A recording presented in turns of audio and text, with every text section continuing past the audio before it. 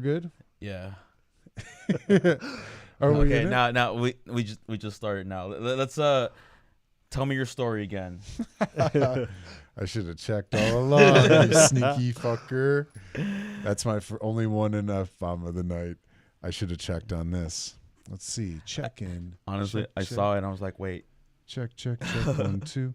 So we're gonna just do a quick. Let's tell me your story again.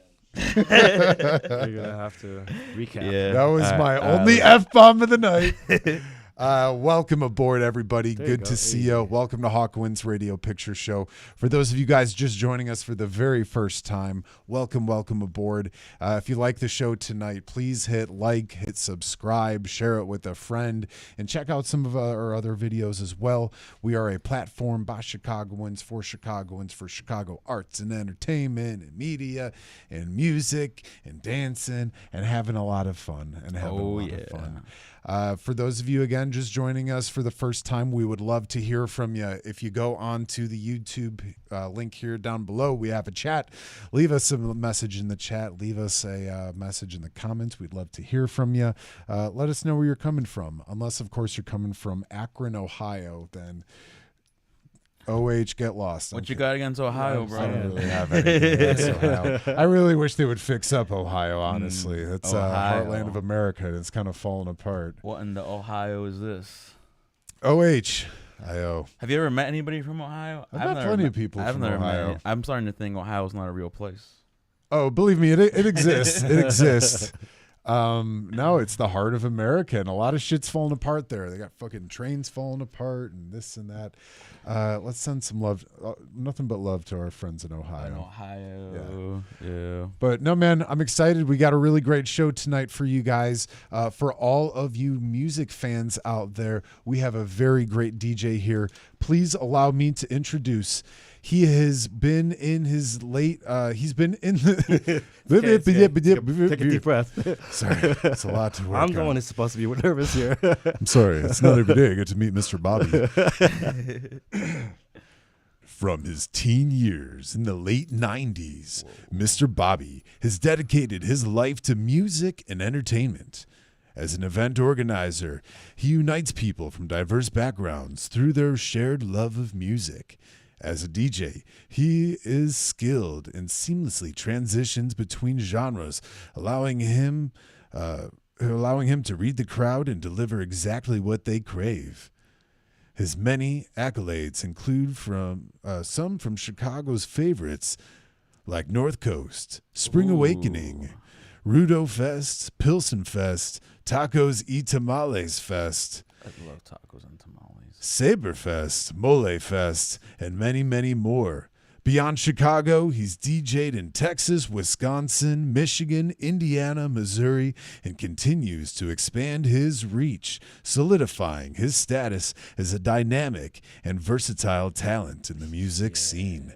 Everybody, please give it together one more time for Mr. Bobby. Woo.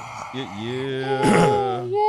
Sorry, I kind of blacked out there for a second. Bobby, what's happening? Hi. Oh my God. How'd I get here? Bobby Hernandez, welcome to the show, my friend. Thank you for having me on here. I'm really excited. It's nice to be here again. Specifically, it's really cool. Yeah, we were talking earlier before the show got started that you've been in this place as it's transitioned throughout the years. Yeah. Tell us a little bit. When was your first time in this building? I'm really bad with years. Life just kind of goes into one really long year that just keeps going and going. So They say time is linear.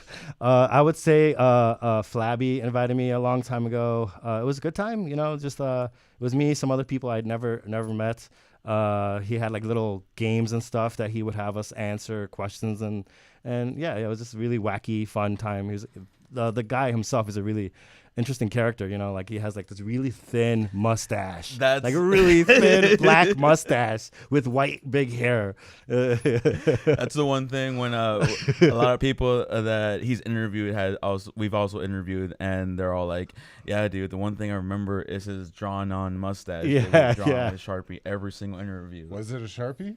I don't It know what it looks like was. it. But Just the pencil something. style? He did something with it. Yeah, Sharpie or pencil or some sort of makeup thing. I was gonna do the same thing actually. Try to like play some ambient or whatever, just kind of do the same thing. Yeah. Yeah. I actually was thinking of putting some makeup on because Squeak did it, and I do that whenever I get a chance to for like a lot of different events.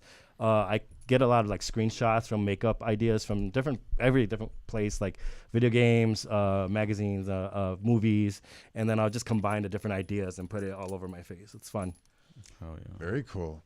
Yeah, we would love to see it next time. So tell us, Yeah. for the folks who are just tuning in, who's never heard of DJ Mr. Bobby, tell us a little bit about yourself. Where are you from? Where did you get started?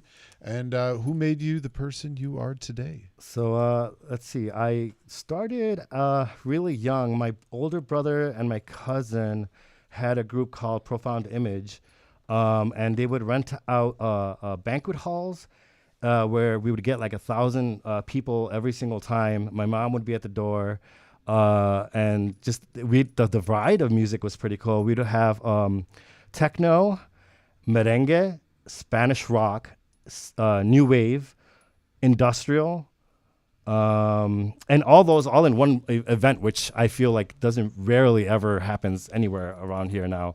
So it was really cool. It's just like a lot of people. I felt like I had to say hi to every single person. So I'd like walk around, say, like introduce myself. I was way more social back then. I don't know what happened now. I'm just kind of like quiet in the corner, just like hiding behind the DJ deck. Oh yeah. But yeah. Well, we did that. Then I wanted to do events on my own. So I actually started throwing punk shows with some friends. I did the Swayze Complex. I only did 2 really, but they were pretty big. It was cool because we would make flyers. I don't want to say what kind of flyers they were, but I What should. kind of flyers were there? So I was going along with the suicide theme, and then I would put the bands around like the different suicide themes. So one would be like Drink Bleach, and then just put the bands around there, and then you can get the idea for the rest. So I was doing that for a little bit. Then some friends and I started talking about throwing parties. So we started doing like backyards. We called ourselves Android Cult. We did some like I think the first one was probably a cafe actually. Then we went to like empty. How did you come up with the name Android Cult? Somebody else did. Were you guys can't. not iPhone users? I don't think that was a big issue back then. We just like robots, So yeah, the first one was a cafe. Then we did empty loading docks, empty storefronts, warehouses.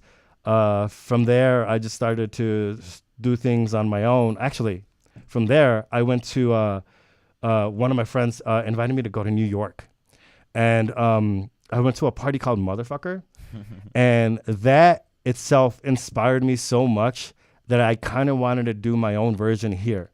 So there, the party in New York, it was a party in a church. There was multiple rooms. One room was techno. One room was electro, like blog house kind of stuff. Another room, like you had to walk through some maze. One room was rockabilly. And then on like the main room, the main act was the Cramps. So before, he passed away, I got to see him.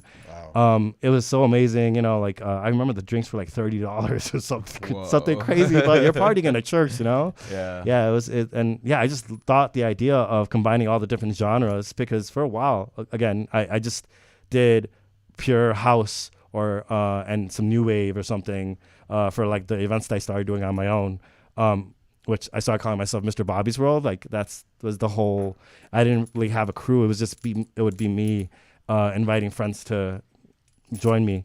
But yeah, I wanted to do it for myself, so I started asking friends to see what bands I could incorporate into my event. So I would had some bands. I actually did a really cool one with Squeak Starzula, and we had a couple bands. It was the coolest thing, honestly. Just like her and Mario were my first artists that I ever had, where I would ask them to come join me. They would do live painting. They were actually it was like their first time doing live painting too, so they were a little scared.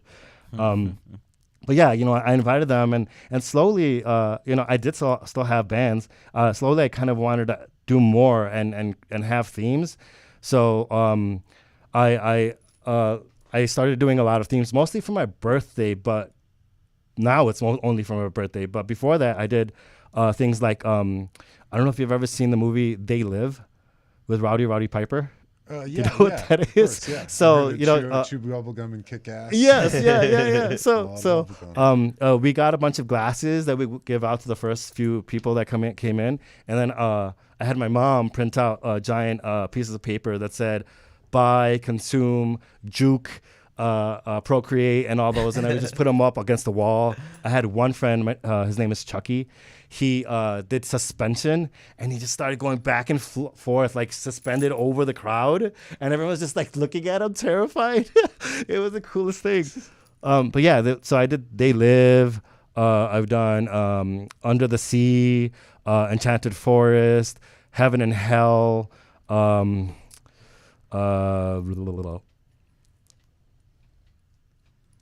Wonderland. And these are all for your birthday? Yeah, those are all mostly for my When's birthday. when's your birthday? December 29. So every year I do something different. This year, the past, I did Mr. Bobby and the Chocolate Factory.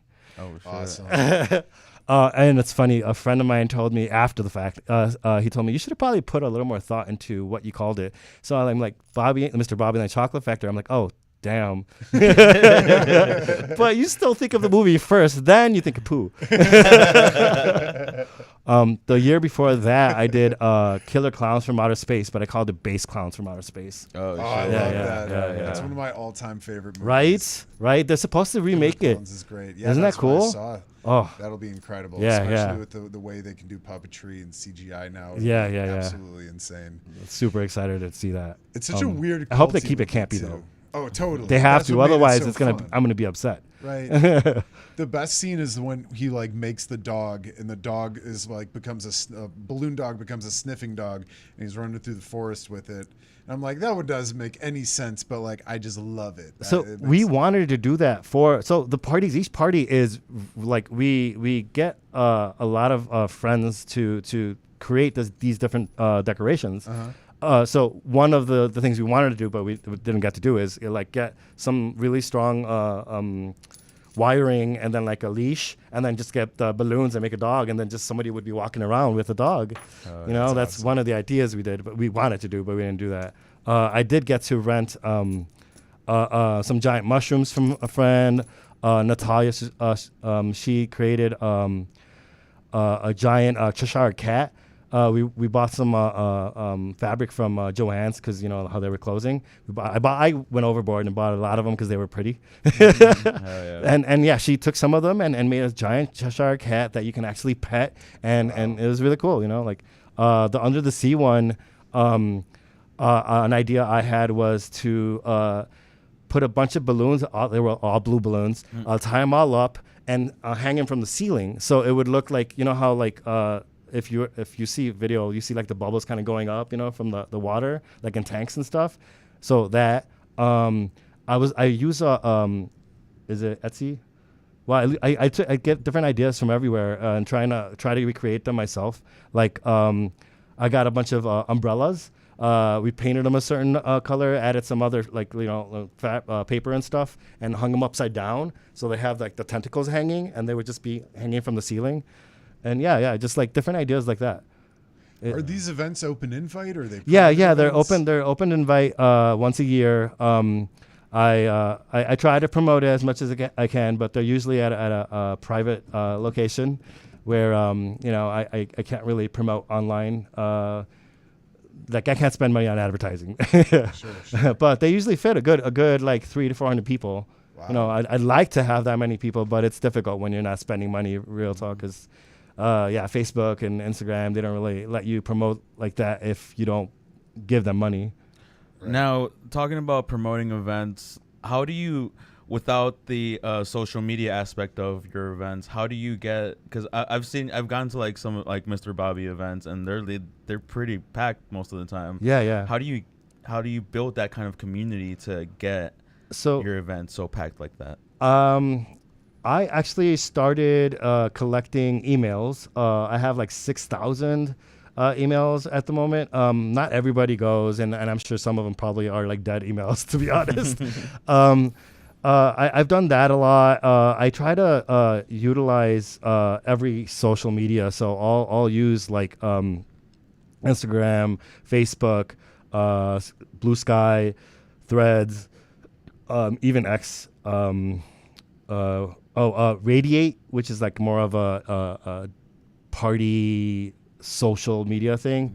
You can like say, "Oh, I'm going here," and then you have other friends who are going too. It's not you don't like you can share pictures and stuff. It's a different thing. I really just try to find anything for like when I promote the Blacklight event. I use that, and I even go to like other websites. Like if they share other events, there's like at least 20 to 30 other websites that I go to. I share those websites on my blog, MrBobby'sWorld.com. If you go to the event page, it's on the very bottom. I keep up my whole list there, so I can go there every single time I try to update my event list. I really just try to do everything. I know back in the day, I would, when I had more time to promote, because life has gotten really chaotic and busy, which is great. But I used to actually get stuff printed out, like posters, go in the street, put them up on the poles, have actual flyers, pass them out to everybody, leave them at cafes, tattoo shops, go everywhere and do it as much as I can. It was like, but yeah, now, like I said, I'm like DJing at least 2 to 3 times a weekend, and it's completely different types of events. I love what I do, but I decided now that I can't do everything by myself, so I try to reach out to other people and see who's down to like work with me, try something new, and just like, grow from there. Have you ever done an event that has gotten shut down? And how do you deal with that? So I've helped out in a lot of other people's events that have got shut down. I'm sure I have had a couple of mine back in the day. I remember we had one on Kedzie and like something, but it was at the Weiser House, I think we called it, and I called it "Burn Baby Burn" because it was the Doors, the Burn song, whatever, and then so my friends who were staying there, there was a practice spot. They were asked to move, so they were gonna literally break down all the walls that they built to give themselves rooms, and so we literally broke down all the walls, and we started a little fire pit outside of the warehouse and started burning the walls. But that's probably what got the cops to come, honestly.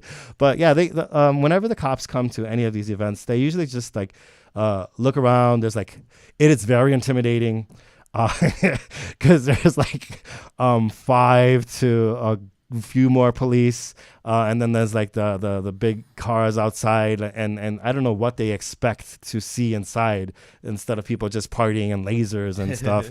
But they usually just go inside. They look at everybody and they just say, "Hey, everybody leave." So everybody's all scared.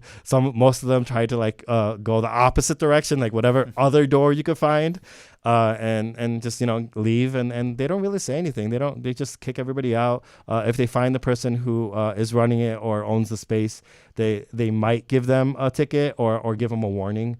So it doesn't get too bad, It's Chicago. I feel like it's not as bad. They've got other things to worry about. Right. Yeah, exactly. Yeah, most of the time. Right.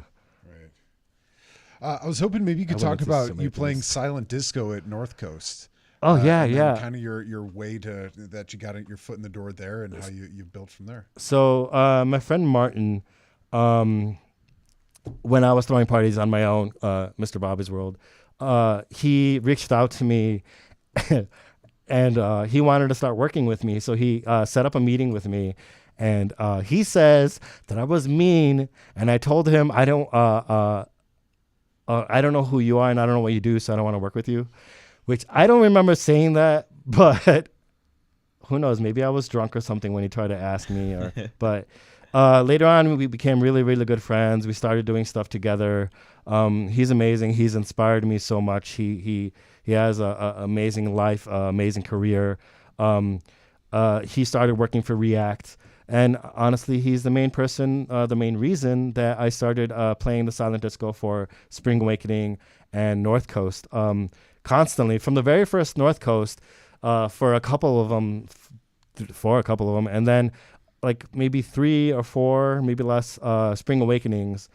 Do remember this one story for Spring Awakening.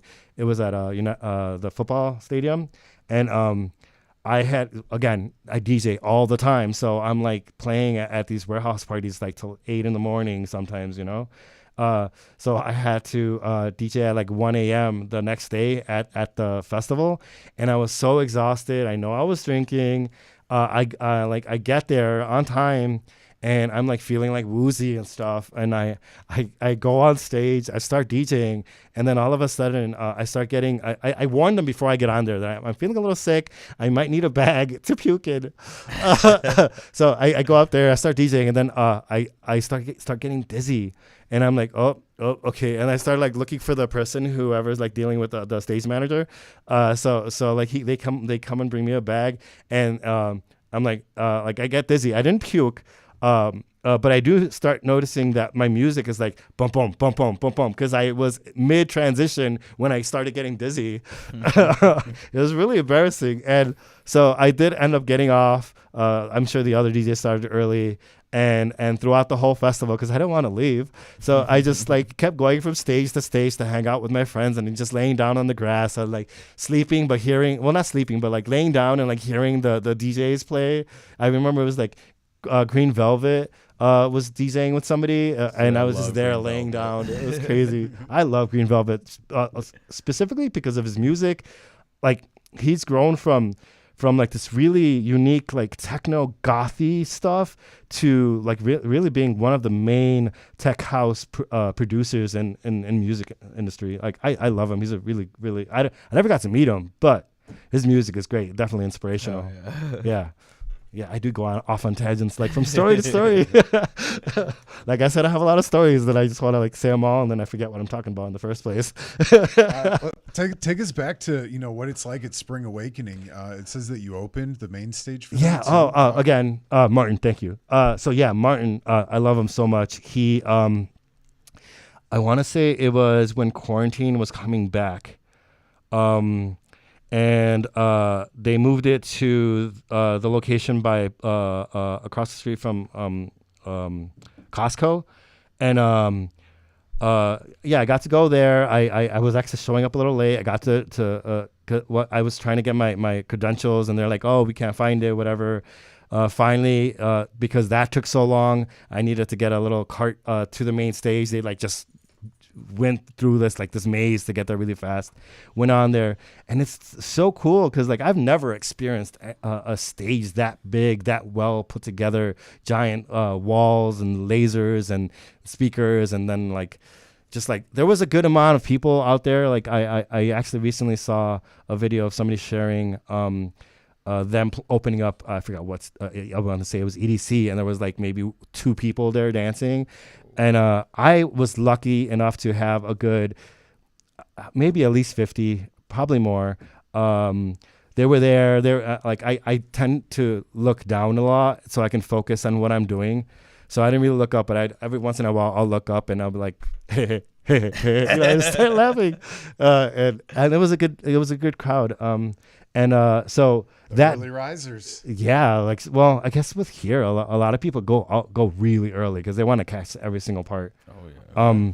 So yeah, that festival, like right when I got done, another DJ went on, and then it started raining like maybe halfway into his set, so everybody was told to leave. No. So I live like 5 minutes, 10 minutes away from there. So I went home.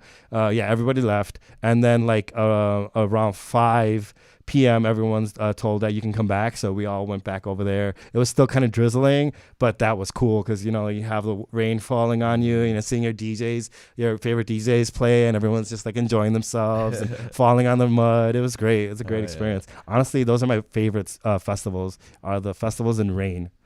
I once went to a Riot Fest, and it was pouring rain. It was a little cold, but it was so cool and funny. People literally falling all over the mud. Everyone's super muddy and just having a good time, and nothing mattered.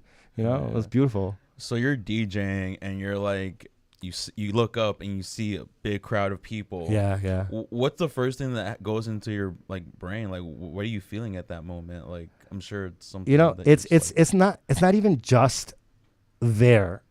It's not just at the big festival that I did get to play, or it's in general. I tend to look down, and I see, when I look up, I see all these people smiling at me. I get emotional. So yeah, I see them smiling at me and just like screaming my name, and it's just crazy how like what I do makes a really big impact on people's lives, on the memories they create with people. Like it's beautiful, you know.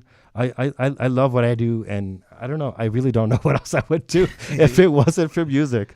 So then what got you into like the whole DJing culture, the whole like I guess, I don't know, electronic music culture? So- like, do you remember your first musical experience? I guess well, again, when my cousin and my brother were organizing the parties, I was just a promoter.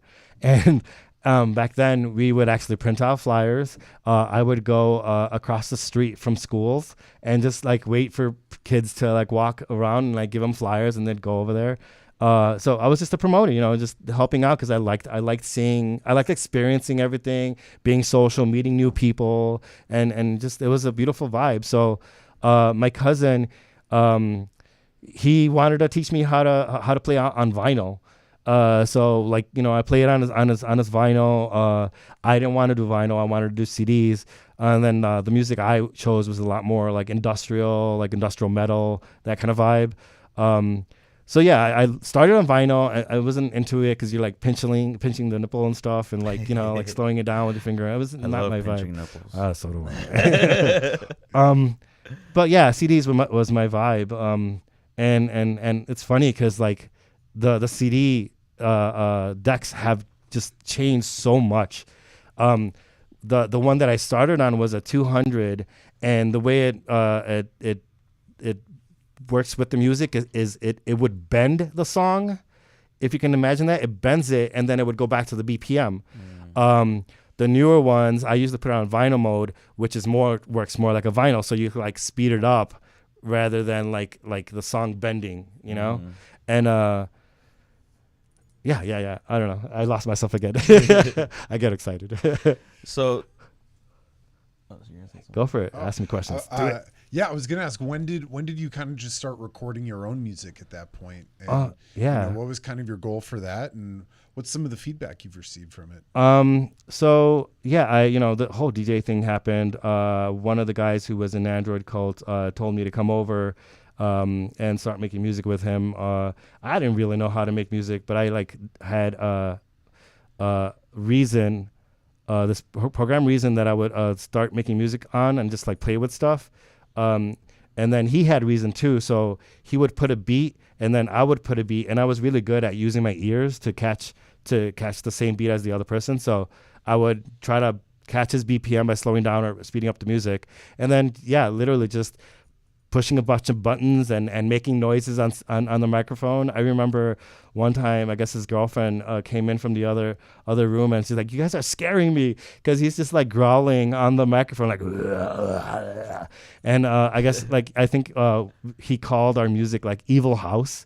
So it's just like house type, but like just like growling and very industrial and noises, and it was fun. So I'm a little curious, right? Because like I'm a musician myself, and so when you're talking about like catching somebody's BPM, like, what does that mean? So like, let's say somebody's playing at a certain BPM. So what does that mean? So Reason has an option where you can literally speed up the BPMs. So I would literally just press a button, speed it up to like 125, then go up 26, 127 until I caught the beat, and then slow it back down till I was the exact same beat as him. You get what I mean now? Yeah. So like they're playing a song, and then you want to catch the same beat. Yeah. So then the beats would be going on at the same exact time, and then that's when we would just press a bunch of buttons and scream and do weird noises. So once you guys catch the same BPM, then you can fuck around. Then take turns and doing. He was more of the keyboardist, and I'm just like make noises. Like Reason had some really, really cool sounds. I Yeah, that's kind of still want to interesting. go back to it and use it. It's a VST now rather than its all like own music system. So, A DAW. so do you have like a favorite piece of gear when you go on? Like, So- I'm very new to like the whole EDM DJing like world, so I'm not Yeah, really yeah. too like familiar. Is there like a favorite piece of like, I don't know, DJ equipment that you have or Um, something? So going away from making the music, but making music, I've been using Ableton now. But as far as DJing, well, I Pioneer for sure, because every single place uses Pioneer and Rekordbox. I actually just had my RX2 stolen, or I misplaced it. One or the other. Probably I misplaced it. Who knows? But I'm buying a newer one, the AZ. And yeah, Pioneer is definitely the way to go. You can do a lot of stuff. I've played with like other like Denon and other stuff, but it's just, I don't know, it just works differently that I'm used to. Yeah, Pioneer is the way to go for me, at Pioneer is least. the I feel brand. like for everyone, Hell yeah. industry standard. Yeah. Now, what's your creative process like? You know, what are some of the things that inspire you the most when you're making new music or when you're bringing music to the table? So yeah, as far as making music, I'm not really classically trained. I still go by pressing a bunch of buttons until I like it, and then so like there's even moments where I'll literally just go like this on a keyboard, and it'll record all the notes, and then I'll just start taking away notes as it goes until it sounds nice, and then from there I'll like add other things, kicks and songs and lyrics. I actually sing. I wouldn't sing here now, but but yeah, my as far as my lyrics, they're usually about like what I'm going through and just kind of like let everything out, you know, like and I'll record whatever it is that comes out of my mouth, and then later on go back and actually put it into form and actual better words. Like I'll get stuck and I'll just like, instead of make noises and like, you know, whatever, and then yeah, just plug it in and slowly build it up, and it becomes something. I honestly really do like my stuff. It's a little gothy and sad, but it goes all over the place. I've like made music with other artists. Yeah, I just kind of just go with whatever comes out. I don't like get inspired by anything. It just happens. Yeah. Now, if there were to be an emotion or some words that you would Sad hope boy. your people would pull out of, what would it be? Would it be sad boy? I mean, that's just what comes out, you know. I'm not really trying to like. I never thought I would ever become famous or with my own music or the DJing. I just liked having fun and spreading music. Yeah, there's no like yeah. What do you think gives you that longevity? Like, what do you think you resonate with so many people? Because like I've talked to a lot of people about like, oh, I'm doing this interview with Mr. and they're like, oh, I know Mr. Bobby. I've been to a show where he's been performing at. Like, what do you think gives you that like I know what you mean. So I don't bravado. Yeah. I don't know what keeps people interested. I do like all genres of music, so I don't stick to one sound. Even when I play and I'm supposed to play one like a certain like house set or something, I'll like go from house to tech house to hard dance and just kind of combine it all together. Even like some more synthier stuff. And I don't know what keeps me like what keeps I don't know I like being the character I am. I'm very unique. I like being weird and I'm very open with things that I go through. So a lot of times people feel that they like kind of know me personally because I'm very open online. The events I do are really unique. You know, it's not just another carbon copy paste event. And so like people are interested in seeing that. Going back to like me trying to, so the main reason I started doing parties was really just so I can, well, now more so than ever, is so I can find time to hang out with friends.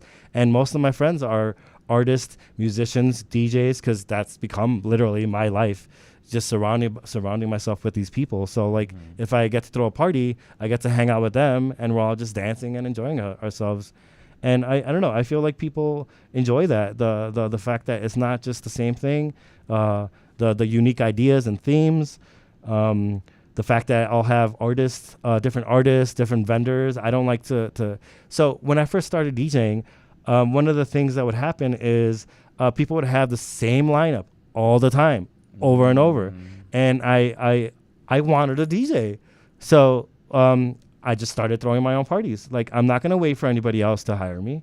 I'm just gonna do my own thing, and so that means hiring those people who have a crowd, who throw their own events, and as well as working with my friends, because I want to hang out with them and I want to have fun, and now more so than ever is hiring new people who have that same passion, who have just started, who want to help. Honestly, most of these events I don't make very much money, but the people who come out because they just want to help, it makes these things work. Because I can't pay everybody. I can barely pay myself, but that's not ever what it's about. I like doing it because, again, the memories, the connections, the smiles, the tears, just like the screams. It feels amazing. What do you think the difference is between people that throw events for money compared to people that throw events for like the passion of the music? They have more money. Yeah, they charge more. They're like $40 at the door, and I want to charge that much, even because I put in so much more, and it's more of an experience. But I still can't. Right. I still can't because I'd rather have a big crowd, a happy crowd, than a small crowd who's like all about money, and they're a little more like I don't know. I don't want to say anything mean. At the end of the day, the other crowd cares more than the crowd that pays more money just to be in the place. Yeah, they're you know more what I about mean? the visual aspect of like, I'm here and I'm cool. The other crowd just like, I genuinely enjoy art, and this is genuinely something that I enjoy doing. Exactly. I want to create that. I want to create that safe space for myself, because like, again, I'm a weird person, so my whole life I've been made fun of, picked on, like, because I like being me. So like, I want to, like, Blacklight Blackout is specifically, that's what I've been trying to do, is create a safe space for everybody to be themselves, to be happy, to be free, and not be judged, and not, just be themselves. Can we talk a little bit about the blackout? Blackout. It's like, it's not the first. You've been doing it it's been happening for a couple years, right? Yes. How did it get started? It started at Exit.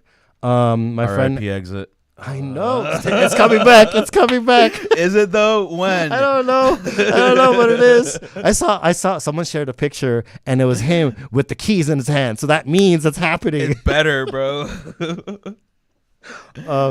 Yeah. 13 years of doing that party. So my friend Evan, we did a house party at his place. We started throwing parties at Exit. I think the first one was called. We did it with my friend Martin, who I had mentioned earlier, and we called it "Bring Your Daughter to the Slaughter." Oh no! I forgot about that. It's so good, and that's where we brought in the Blacklight idea. I'm not sure if we had it there or after, but we started getting piñatas. I would go to this like piñata place right by on like Blue Island and Rockwell or something. I would get there, get some like Mexican candy. Evan would always yell at me, be like, "Why are you getting a Mexican candy? Get some name brand stuff." I'm like, "No, I like this stuff. I like the watermelon one with the chile." Dude, those are good. Like the lollipop one. Yeah. That was awesome. So like, we started with that first, and then Martin, he was making his good connections and growing bigger. Like I said, he worked for React. And now he works for Jam. I fucking love him so much. I'm so proud of him. He's inspiring, has a beautiful family. Like, I ideally would love to be like him one day. But yeah, Blacklight just kind of like, it started growing into this different thing. We would have people. So like, have you ever seen Party Monster? I don't think so. You have to Put watch us on. Party Put us on. Monster. What is it? Seriously, watch Party Monster. It's about this person from New York who would throw parties at this church venue. And basically everybody would dress up in makeup and unique characters and be kind of, like me and my friends, are here, but a little more like actual monsters, party monsters. That movie is one of the things that kind of inspired me to be who I am now. And so Blacklight, we had other people come in like hosts, and they would come all dressed up. And it was really wild, and like the neon colors everywhere, the black lights everywhere. Evan, I did put you through a lot. I'm sorry. He would he would go there, set up the black lights. I promoted a lot and did all that, and he was good at he did all like the managerial kind of stuff. And then at the end, I would have to DJ somewhere else. So he would be there, take down all the black lights by himself. Oh shit! But him and I did this for a very, very, very long time. He has a beautiful family now. He has 2 kids, so he had to take a break. And then I just started taking over and trying to incorporate my whole life basically into this one party.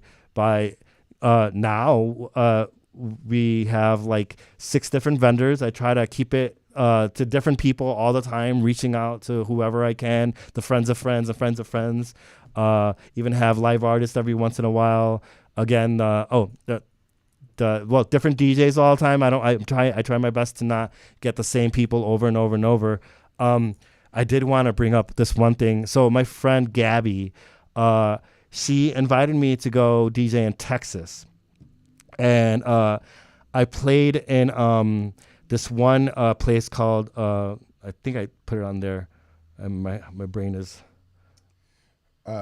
Texas Bodega. So the Bodega. It was called the Bodega. And it was basically a little corner store, right?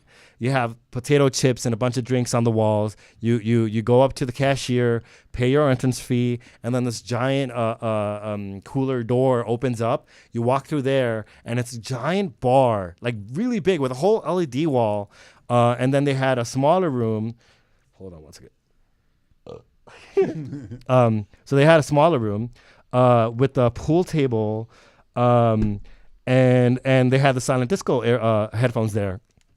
There wasn't a lot of people because it was like, oh my God, it was probably a Tuesday or a Sunday, whatever. I don't remember. But it was a couple people, whatever. I was DJing on both stages. They were playing dubstep on the main stage, more house and stuff like that on the silent disco. And what I noticed was people were taking and wearing the silent disco headphones from the other room in the pool table room, walking to the main stage, and then just dancing there to the main artist, but listening to the other music. And I'm like, that's so cool. funny. I'm like, oh, wait, I could do that at my party.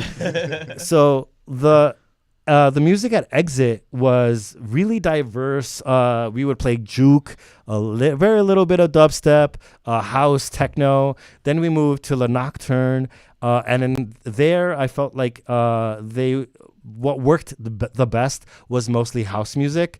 So getting inspired from Texas, I felt like, if I incorporate a silent disco headphone stage, then I can get all the other music that we don't get to play anymore and have them play there. So we started getting the other stage. Honestly, La Nocturne helped us out a lot because that was after quarantine. We got stuck at Debonair. There wasn't very many people. We were making like $80 with a bunch of DJs, and how are we supposed to pay everybody? Everyone was scared to go out still. Yeah. R.I.P. Debonair. Yeah, that's another one. Well,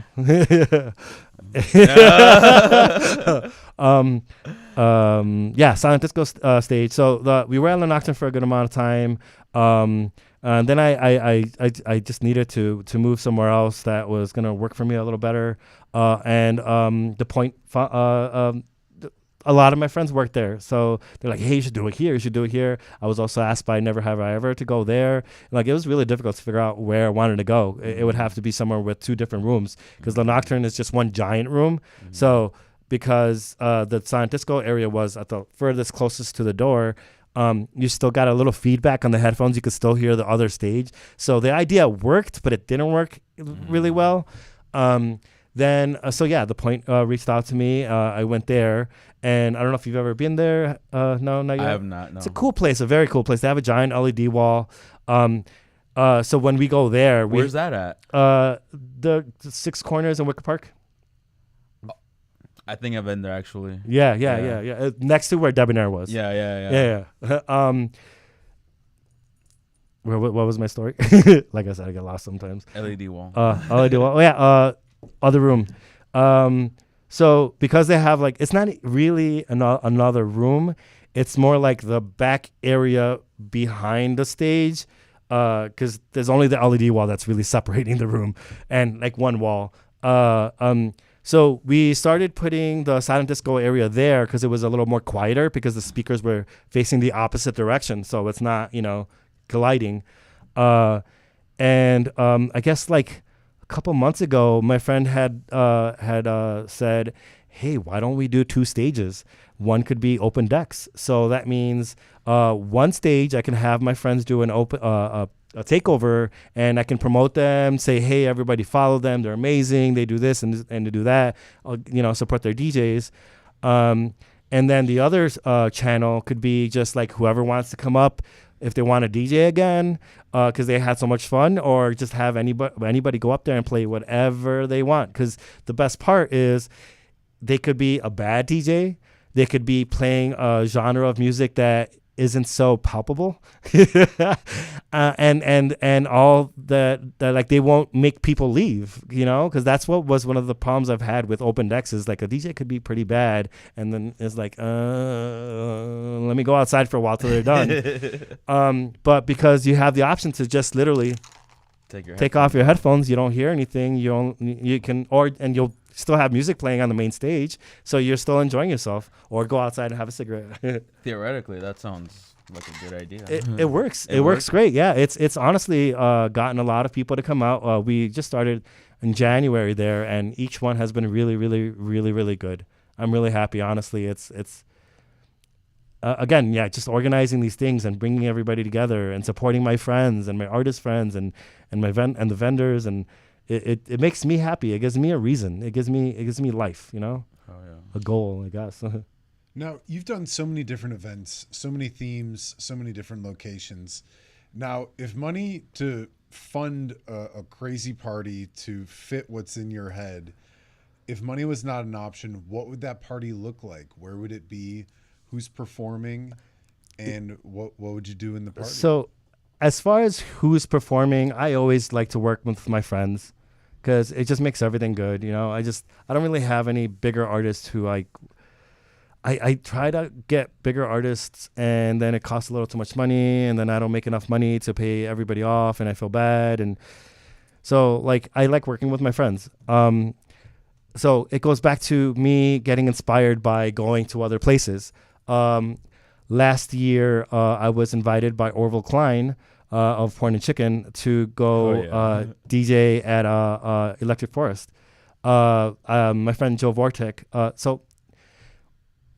I used to be a part of a group with Martin, Orville, Joe Vortek, Demchuk, Mucho Culo, and we were called Custom Vibes. So everyone's doing their own thing, and they're all like really big in what they do, whatever. So I guess Joe Vortek is the main person for the general area. It's called the Dream Emporium, or one of the managers, whatever.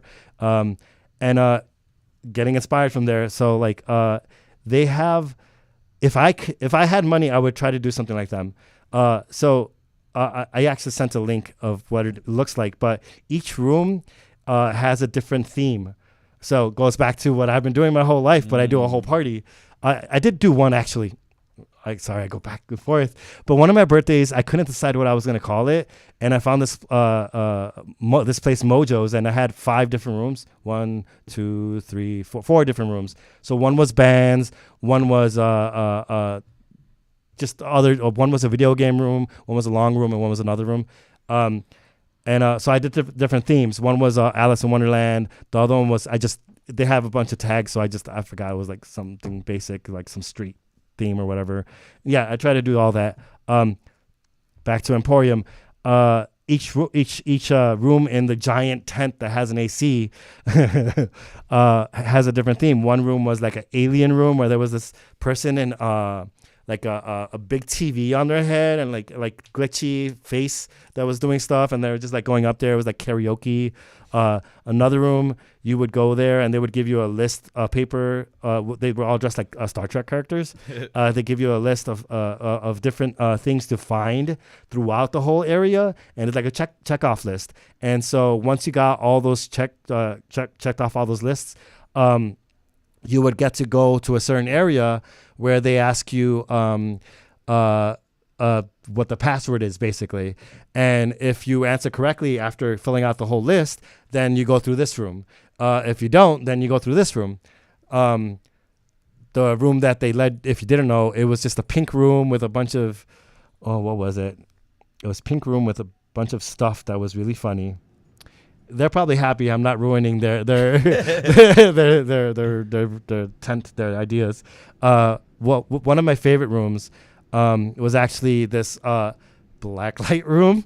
It was a bedroom, all black lights, 2 bunk beds on both sides, and it's like really cool. I'm like, oh, this is awesome. But then you see these ladders going down from the very ceiling, and you see holes there. They let it down every once in a while, and people would go up the stairs. I had to wait like at least a good half an hour to finally get a chance to go up there because everybody wanted to go up there. So you go up the stairs. The second room above that had a bunch of clouds and really poofy things and really chill, vibey music. It was tiny. So only a couple people could go at a time. You go up there, then chill there for a little bit. Then there's a big hole with a slide going out. You go down the slide, and then you slide into a room that's basically a giant castle made out of cardboard. It was really cool. Oh, yeah. And yeah, just each room was like that, So if I had money, I would do that. And last year, I was asked to DJ for a wrestling stage. Oh, shit. Which is really cool. They have this whole story about the big corporation coming in to take away the electric forest, and I forgot exactly what it is. But at one point, they do ask. I wish I had water. They do ask like 4 different people. Excuse me. I've been talking so much. I'm not used to it. You know how like when you smile so much, you like your cheeks start hurting. Right. That's what's happening basically. Prom photos, my cheeks start fluttering. So at one point, they would reach out to 4 different people from the crowd, and they asked them, "Do you want to be a wrestler?" You can. So they would get them. They would go backstage. And they would dress up into whatever costumes they had back there. And so between each match, I got to DJ whatever I want. Hell yeah. When they brought those people, each DJ had their own music. They gave me their music to play for them. But for the people they would choose to go up there, I got to choose the music. So that's awesome. As a musician, it's like really cool. One of them was... Ya's Heads Will Roll. And then the other one was Godzilla. Dun, dun, dun, dun, dun, dun, that. Yeah. And then I chose like 3 other ones. I don't remember them. But yeah, just like being able to come up with somebody's incoming song is cool as fuck. That is really fun. Yeah. Now, what's people go to. Yeah. Feeling the same way. We got to chew them or something. No. Anyways. As I was saying. My question for you, so many people go to festivals for funnel cakes, for the music, for the booties hanging out, for the vibe of the crowd. What elements of a music festival keep you coming back, and which elements do you think makes a really good either music festival or event? So, being a DJ, I've been asked to DJ for a lot of camping raves. And those smaller things are so much fun because it's a lot of friends. People are it's not as tight where you have to follow certain rules, if you know what I'm saying. Mm. So, just being free and having fun and walking around, I like those a lot. And it's not so crowded. True. I only started going to like festivals only recently because I just DJ so much. I've always had to DJ somewhere, and I either didn't have the money or I was booked to do something else, or I did my own events. I've been slowing down a lot more, trying to like enjoy myself more, So like locally, I love Riot Fest. Riot Fest is awesome because you got all the different bands. When I had money, I would just buy the ticket right away. I didn't care who was playing because like I wasn't really going for the bands even. I would go there, walk around, get lost, just people watch and enjoy myself, run into different friends, have little adventures, then run into another group, go with them for a little bit. Like, yeah, it's fun. And then getting the opportunity to play for Spring Awakening and North Coast, that's a whole different experience because you're like backstage hanging out with like other industry friends and I was drinking then. I don't drink anymore. I'm trying not to most of the time. And there I would get free drinks and just like I get 2 drinks, go back outside, finish them, go back inside, get some more. And those were awesome. Like just like going backstage, hanging on stage with people. You wouldn't be able to like go to certain areas, obviously, but those are cool. But like in all honesty, the Electric Forest has been the best festival I've ever gone to because, again, all the themes, all the ideas. This past one, I got to DJ at the wrestling stage, and when I was walking around, because most of the time it was just me and him DJing the whole time. When I did get to go around, I got to experience some of it. So they have like the harps everywhere, the piano at one place where you can play it. There was this one area, I only got to go there at the very end, but there's like a chimney you crawl under. And you go through this little tunnel, and you come out the other side, and then there's a DJ there, and then there was a cross there with people getting whipped and stuff. Nice. It was tiny though, but it was really cool, and then just to have different experiences like that. And I haven't even seen the whole thing. I heard there's like a lake or something. So yeah, like that is the kind of festival I would like to go to and be a part of and make my own if one day I somehow become incredibly rich. So I'm picking up the social aspect of it as well. Yeah. Just the community and just having the people together. Exactly. Creating the memories, not just being there, getting fucked up and hearing music. You want to experience it. You want to see things. You want to like laugh and go in chimneys in a forest. It's crazy. Right. Do you have like a favorite like exit story that you're able to tell? There's just 2 of them. There's 2 of them. Thank you. Yeah. Sorry, I got excited. So I'm pretty sure it was probably LecoVision. He's a body painter. He was painting some girl. I want to say it was her, but whatever. So at exit, they had the chain link fence there, if you've ever gone. Yeah. Mm-hmm. So at one point, this girl starts climbing the fence and literally going upside down and just enjoying herself with the music, right? So that was really cool. The second story, which I really like, again, we would play all genres of music. So there were, I don't know who was playing those juke artists. And this one kid, it's still online actually. I forgot who posted it, but if you like search Puke and Juke and Blacklight on Facebook, just gave it away. There's this kid. I guess he drank too much. He has his head on the garbage can, and he's just his head down, and he's like puking, but he's still juking. Puke and Juke. That makes so much sense. Puke and Juke. Yeah, those are my 2 favorite stories. Yeah, it's a lot of beautiful, amazing memories there. We do have a couple comments here. Oh yeah. Squeakstar Zula says hi. She's hi. tuning in. Thank what's you. Up, Squeak? Thank you for our friend Marley everything. Tomlinson. What's up, Marley? Good to hear from you. Squeak says, Bobby, tell them about the ghost at exit who said your name. Oh my God! See, I love her. So they one of those ghost TV shows that they go to a place and they're like, I'm all of a sudden cold, or I hear voices or whatever, Like whatever. Ghost Hunter. Or Yeah. So at one point, the main person asks, oh my God, why are you still here? Why do you come here? And then all of a sudden it says Bobby. So it says Bobby. Where? An exit at the second floor. So I see this and I'm like laughing my ass off. So I get my phone and I record it, and then he says, "Why do you come here?" And then I say, "Mister," and then the ghost says, "Bobby." It's so funny. So I go ghost- back and do it twice. I posted on that too somewhere. You have ghosts coming to your event. Yeah, I mean, That's who knows? nuts, I mean, man. hey, maybe they like the experiences too. They're trying to create the memories they weren't able to create when they were alive. There you go, dude. Yeah. That's nuts. Dude. Imagine that being like a ghost who like lived in the 20s, like the 1920s. Yeah, right? Now you're in 2020. You're just seeing, Like, what is this music? Twerking? I never twerked. It needs I more want to banjo. twerk now. There's no room for Jesus here. Oh, you're all gonna wind up in purgatory with me. I mean, what kind of people went to Exit?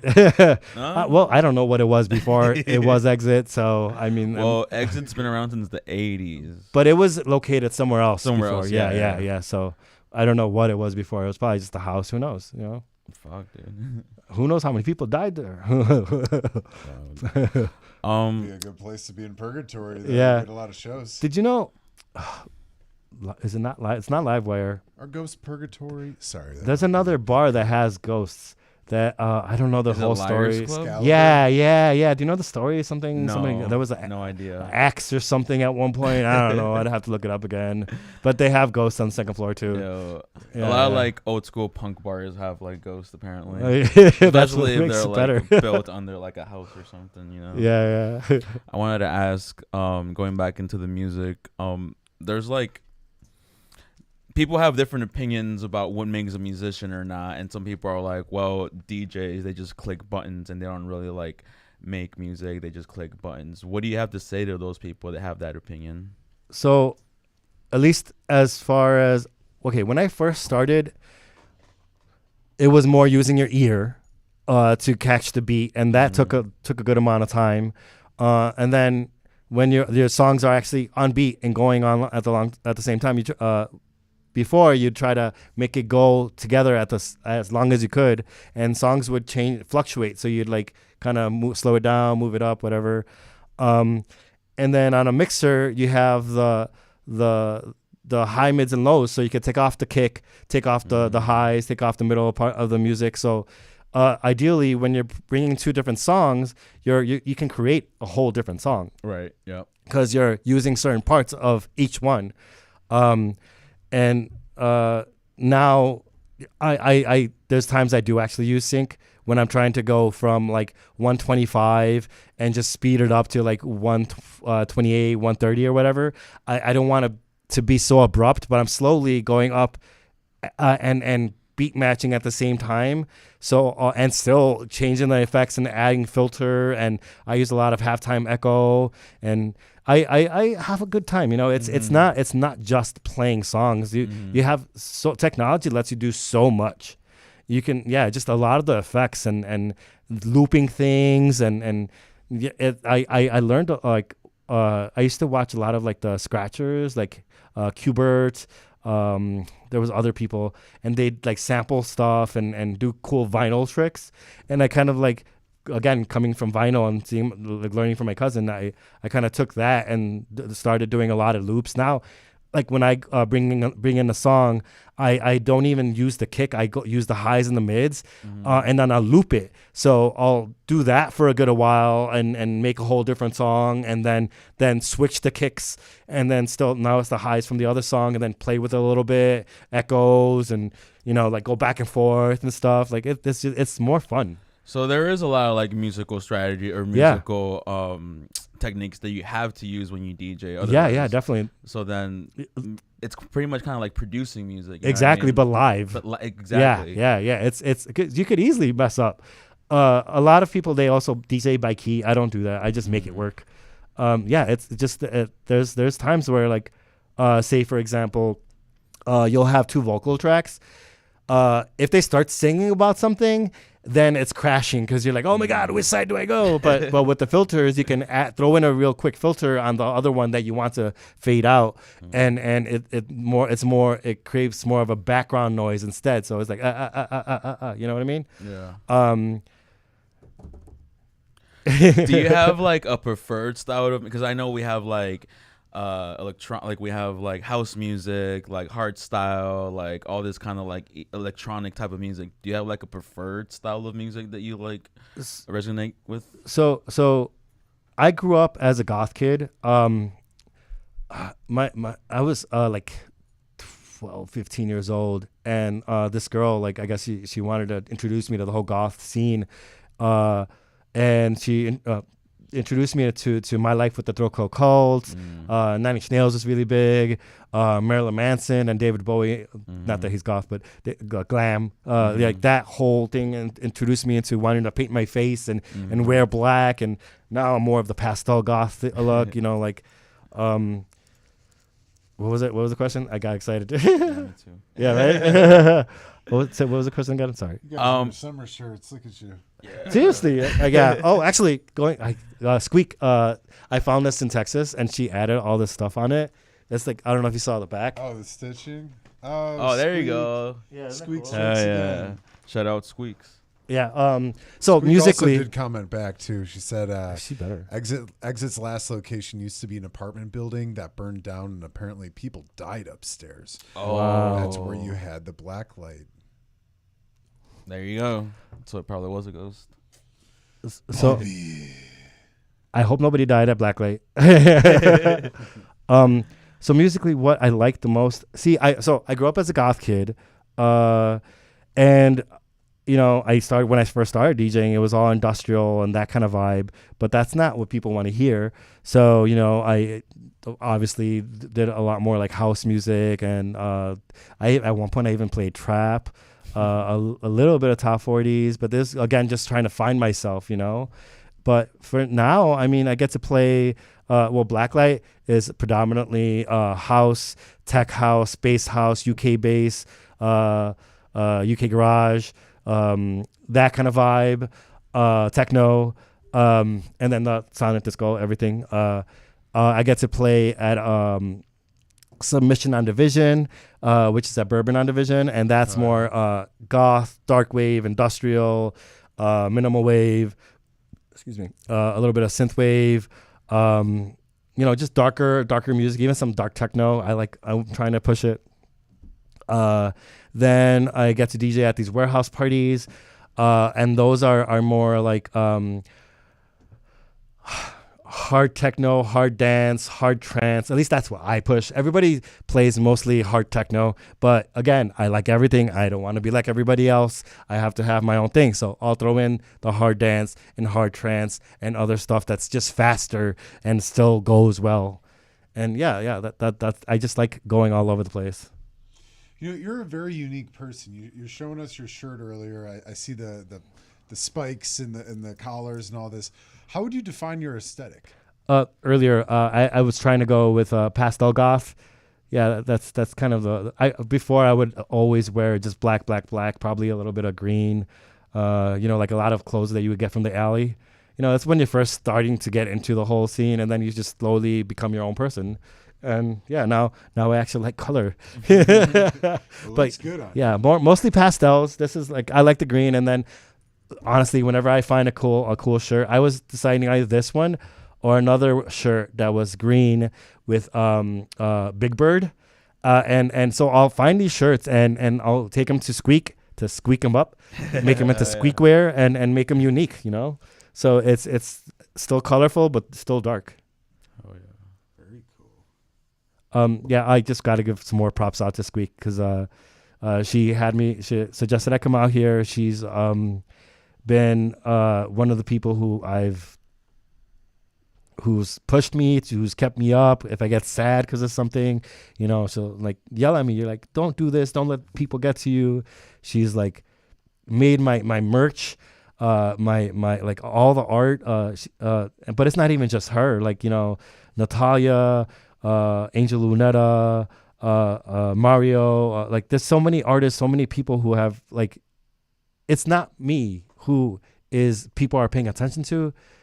I guess because like I am just lucky.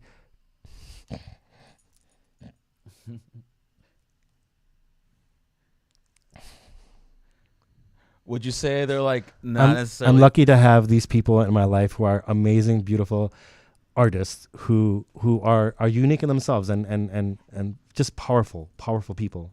And that's what I do is I bring these people together so that we can all have a good time and make money doing what we love to do. Sorry. And you know, I appreciate you getting emotional there. It's really cool. It's empowering, and I appreciate you for your vulnerability. Thank you. And I was hoping, you know, for folks out there who are maybe new to the DIY scene, tell them why it's fucking important to hire folks like you guys, why it's important to have community, why it's important to hire vendors, why it's important to have this environment of music that flourishes good and positivity. Well, it goes back to corporations watering down every single event, asking everybody for $10 waters, charging you $40 to go into the party, you know, getting name brand everything. You know, I'd rather bring in, we've got to all survive. We all have to succeed. I want to have all my friends come up with me. Like if I get big, I'm going to bring all my friends with me. You know, we should all be finally rich instead of us giving big corporations all our money. Mm-hmm. That's why. Oh yeah. Yeah, it's unfortunate, you know. I mean, there's, like you said, it's the big hungry machine chomping down. What do you think is going to have to change before DIY really takes over? And I think people, especially music consumers, realize that they need to start supporting DIY more than the ticket masters and this and that. This is something I've been trying to teach myself, learn from mistakes, see what works better. It's weird. A lot of times, most of the people who get supported are I guess you got to change with time, right? No matter what you're doing. A lot of people support certain groups more so than they support others. And let's be real, it's all about media. So I'm trying to get better with media. Being here, honestly, it's gonna help me a lot. I've seen the videos that the little clips that you've done for Squeak and Ammo, and like in this time we have to have those quick videos that are people are gonna see and want to actually look into other people because they see those reels and stuff. Yeah. Appreciate that. No, Yeah. we sure Like do. seriously, thank you. I'm really happy to be here. We're happy you're here too. Yeah. And honestly, it's been a lot of fun. Like, you know, you guys are awesome, funny people. Yeah. Thanks. Especially We that shirt. We try. this thing screams laugh at me. I love it. This is laugh I with me. honestly not always at wanted to with get one. me. I almost bought one myself a long time ago. I wouldn't suggest it at first. It No, was a it's gift. It's a conversation starter. Sure is. Yeah. I don't know if it's a conversation I want to have. Give it to Squeak. Have her squeak it up. I should ask Squeak. You Put need some one of skulls on those, there. Water shooting flowers. I wish. Oh my god. Out my teeth. Off the tibby. Yeah, no, I appreciate it. It's for my brother's wedding. He's actually getting married in 2 weeks from now. So That's really congratulations, Bino. You're gonna wear that. yeah. This and jeans. It's gonna be. It's everybody. That would be perfect. Casual Converse. affair. Yeah. I'd put mine in purple. No, I'm excited. It'll be a good time. Yeah. Maybe I'll have squeak it up though. That would be cool, honestly. She could make. I mean, if she made this is a cool shirt as it is already, but like all the extra things, she just makes it better. I just love how you say squeak it up, and it's like now I Squeakware. know exactly what Yeah, you're saying. yeah. Squeakware. Yeah. Shout out squeak. We also have another comment from Marley Tomlinson here. She's saying, it's great to have a community of artists who support each other. That's amazing. We appreciate it. And you're amazing too, Marley. It's important. You know, where would you suggest people, you know, maybe find that community if it's not necessarily out there for them? It's kind of goes back to DJs asking me, how do they get booked? back when I started, I wasn't getting booked. So you just got to create it yourself. Start talking to your friends, finding people who are trying to do stuff, like work with them. If you see somebody else, volunteer, try to help them, be a part of it, be a part of a group. Like, just you got to find it, no, they're not going to look for you because it gets busy. It's so much work to do these things. Like, stand out a little more.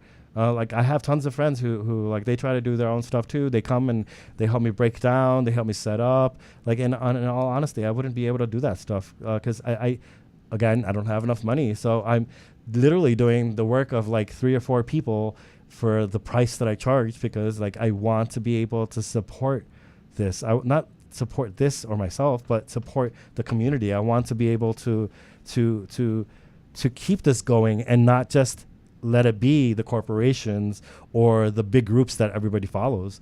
I want to help others who are trying to do the same exact thing that I am. Now, what would you suggest to somebody who's maybe in your position when you were their age, somebody, a couple decades younger, who's looking to get into more DIY stuff, to doing DJing? What's some advice, that maybe something that you maybe had to learn the hard way that you wish you can go back and tell yourself at that age? So you start learning to read certain people's character from working with so many different people. You can tell when someone is more so just trying to take advantage of you and someone's actually trying to work with you. But even I haven't been 100 all like every single time. I've had my bad days where I haven't been able to give everybody that same love and then friendship and bringing them in. It's sorry, I get lost sometimes. I don't know. I can't say. I don't know. I'm still trying to figure. I'm the whole life is just trying to figure shit out. Really. Yeah. Well, let me ask your future self then. Maybe 5-10 years down the line, where would you like to be as an artist? See, that's another or in thing. your personal life. That's another thing. Well, I mean, I'd like to be like my friend Martin, have a family and stuff one day, but I just kind of live my life day by day, trying to keep creating these fun events and memories. I don't know where I'm going to be tomorrow. I will probably be poor forever. Hopefully not. I'm still trying to learn from my mistakes, but still advance and create the videos and adapt and learn. And hopefully I'll finally have a big crowd, like that follows me. Hopefully I'll be like these people. But right now, again, it's just me, and we'll see what happens. When you ever play in front of like big crowds and stuff like that, do you ever get like imposter syndrome? Or you're like, oh shit, I shouldn't be here? But in reality, I mean, obviously you should, but do you ever get that? Yes and no. It depends on the event. If it's like an event where I feel like musically I don't really fit, then yeah, I'll get those ideas. Like I shouldn't be here. But then I that doesn't stop me from doing anything. Mm-hmm. I'll still try my best. I'll still do my homework and do what I can. I'm still gonna try. I've said yes to so many things that I probably shouldn't have been at, but I still did it. Like there's like I'm like, for example, I used to play Mumaton at one point, but like Spanish Latin music isn't really my thing. It's not. I don't really know too much about it. Just from what I've grown up with, but I don't feel like I am the go-to person. But I still tried it. I still love it, and I sat down in front of my computer doing the homework, looking at the different remixes and the artists, and just literally days finding different people, different music. Oh yeah. That you have to do that if you want to keep changing. That's literally all I do. I have like thousands of screenshots of different artists and musics that I'm eventually gonna try to get. Oh yeah. I also want to know what keeps you moving, and when you're feeling the power of these events and the music and the healing, and it brings people together. What's really the underlining thing that keeps bringing you back to music? Honestly, it's the memories and the what's ups, and the smiles and literally people going up to me and saying, I've been following you forever. You've helped me through things. Just like all the love I get from everyone. It's wild, the connections you build just having these events, like it's I don't know, I still don't know what it is that I do or what helps everyone, but I just get a lot of people saying, like, thanking me for never giving up, thanking me for always trying and creating these things. Like, yeah, it's beautiful. It's amazing. What do you think is the most powerful piece of feedback you've received from a fan? Wow. Huh. Really, not feedback, just constantly telling me don't ever give up. Because there's been times where I you know, again, money is going to happen, life is going to happen, and you start doubting yourself and thinking, is this really worth it? Am I doing the right thing? Should I just give up and join the rest of the world and get a real job? But then you have these people, again, always thanking you, loving you, saying, like, giving you hugs and support and seriously just following you for years. That again, it gives me purpose. I like, without music, without this, I really don't know what else I would be doing. I was a barista for 5 years until want another story? Yes. Say was. So I was a barista, and somebody gave me acid like 2 days beforehand. And it was really, really strong. I didn't know how strong it was going to be. And like 2 days later, I had to go to work, and I'm like, oh shit, I'm still on acid. I'm going to try to go. So I went over there. My eyes were like, my pupils were like this. And they're like, hey, are you okay? I'm like, I try to take orders and stuff, but they're like, are you okay? And I told them that, you know, I took 2 days ago, I took acid, and it's still in my system. I still feel like wiry. They told me to go home, and when the whole thing was happening, you know, like, I guess it was a bad trip maybe, but a good trip, because I started realizing that, like, I'm working so much to make other people money. I had open decks there. I would have movie nights. I would bust my ass to get all these people to go there just so I can make tips. Mm-hmm. Because I'm not getting a bigger amount of money. I'm making a very little bit amount of money. I don't even want to say how much. And then whatever tips the people give me. Mm-hmm. And I was there by myself. So whatever tips I would keep. You don't have no idea. So the fact that I had to do all that work to organize these events, I'm like, I'm wasting my time. I need to do this for myself. That's one of the things that pushed me to start making my own events more, and just putting all my time and effort and promotions and all that to myself and to my Mr. Bobby's world. How much of an effect do psychedelics have in your music? I don't really do it too often because it lasts too long. I work so much. I do want to have another mushroom trip soon, but I don't have time for that kind of stuff. I work really hard. I'm constantly at home, either editing film or editing the video to put on my YouTube, getting new music, promoting an event. Like I said, there's like over 30 different pages plus the different socials. There's certain times that it works better for you when you're promoting something between 12 and 4. So I try to have scheduled posts, but you can't schedule posts on everything. I just work so much. I don't have time to do that stuff. I wish I did. I wish, because I would love. I'm not a fan of acid, but mushrooms are the go-to. Oh, yeah. Do you guys partake? I used to. Yeah. But not work, right? No? Yeah, exactly. So I used to, when I was younger, I would do shit ton of acid and, you know, just waste 2, 3, 4 days. Exactly. It's too tripping out and not sleeping. And then after you would come down, you get another 2 or 3 days of just sleeping. Just sleeping to catch up. Exactly. So fucking tired. Exactly. I took one time I was working as a dishwasher. It was a long time ago. One of my coworkers had acid tabs. Nice. And he was all like, I'll give it to you. I'll give you 2 for free if you take them right now in the middle of my shift. He's like, but I'll give them to you for free. Me being a dumbass, I was like, free drugs? Fuck yeah, I'll take them. And so I take them. I'm washing dishes. And I don't know, maybe like an hour later, it hits me. And I'm washing dishes, and I see all the water just starts like dripping down like a rainbow. So all the water droplets are like different colors. And I'm just like trying to smack it, trying to see if like I can smack the colors away. I'm like, it shouldn't be like this. This is water. It should be normal. And so I'm smacking the colors away.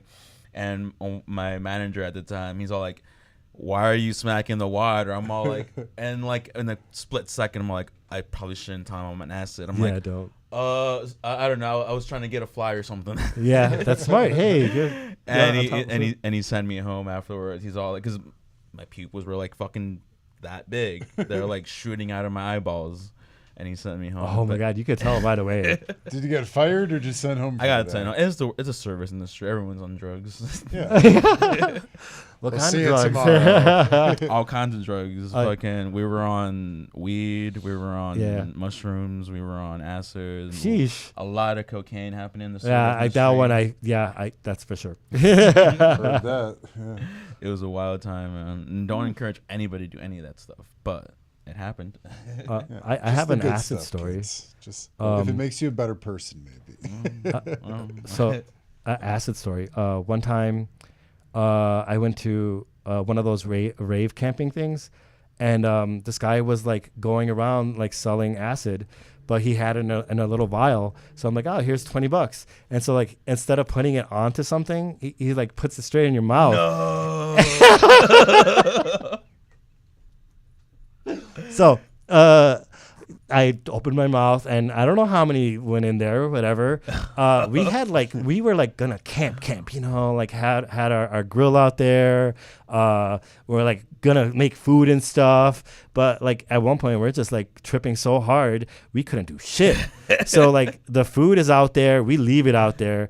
Flies start fucking coming around us, and like I'm sure we were all getting bit up and stuff. At one point, the cops came into the festival with a bunch of dogs. It was really far away, but I'm like looking. I'm like, I'm not going over there. And, the cops start, you know, they go up with like walk up and down like the main road with the dogs, and then they leave, which was awesome because I was scared. Everybody was. I'm like, I'm gonna stay right here in this fly infested campground and with garbage everywhere, which it was nasty. And then so like I want to say we did this for like 2 days at least, and I remember every time we would go into the forest, because they had stages inside the forests. Well, you can't see anything, right? So you'd have these little lights that you would turn on, but if you're on acid, you're tripping harder because you have a light on. Oh, shit. So then you're like, oh, I gotta turn this off. So you turn it off, and then you can't see again. Oh, so it was fuck. like constantly going back and forth like that because they didn't have like lights leading you to all the stages. Yeah. And so whenever you would turn it back on, you'd see other people walking past you, and I swear they look like elves Tripping and out. like dwarves and stuff, like crazy. But then you like all of a sudden you see the light coming out from the forest, and you hear the music, and then you see these like DJs playing. There was actually I remember this one DJ. He was like 60 something, big white hair. I remember everything looked like a triangle, and he was just DJing like psychedelic stuff. I don't even remember what it was. Noise. But yeah, I didn't sleep for like I want to say I finally went home the fourth day. And I was making music on Fruity Loops at that time, and I started making this really weird, cool ass song, which was probably the most abstract song I've ever made. And that's a 4-day acid trip. So don't take acid from strangers that isn't on something else already. Don't take it through your mouth. I don't know. I kind of want to do it now. At least I'll have a cool story. Be with friends. Sounds great. Be with friends who are going to take care of each other, because, yeah, you don't want to do that by yourself anywhere. For sure. Set and setting. Exactly. Set and setting. Yeah. Oh, gosh. Well, we are getting to maybe just about that time Wow. here to wrap up in a few. We've been rolling for a bit, huh? Damn, I didn't even. I kept talking about things and then getting lost and going into other stories and like, yeah. It's a beautiful life. It The is. music industry and just it's crazy the things that happen. You know, like What do you think you're maybe the most fortunate and grateful for in your life? by far the fact that I'm still doing this years later, still have people who come and support me, still am able to do it despite it not making a lot of money, because it's not about that. Just being able to it's not even like I recreated myself, but I kept evolving. And I think that itself is what has kept me here for so long, is constantly learning and growing musically. I didn't stick to one genre, which I feel like a lot of DJs, they stick to one genre forever and ever and ever. And I just like music. And I love all music. So I just bring it all together and become this whole different entity, colorful, unique creature. Oh yeah. Well, Mr. DJ Bobby. Just a Mr. Bobby, no Mr. DJ. Bobby. Yeah, No yeah, DJ. yeah. My apologies. It's all I just good. want to be so super formal. That's why you're wearing the shirt. Of course, yes. Of course. Very formal. I wanted to. I was meeting a Mister today. I wanted to look nice for There the you Mister. go.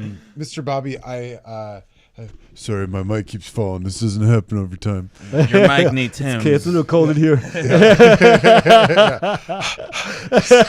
It's all in the No, Mr. Bobby, I really appreciate you joining us today. And I was hoping maybe you could just, give the folks who are tuning in tonight, maybe if you have any last words of wisdom, anything you want people to receive from this episode, or Yeah, just your that's music in something. general. Just have a good time. Life is really short. Don't let things stop you from being happy, from taking chances, from enjoying yourself. Don't doubt yourself. The best part of life is making the mistakes, fucking up.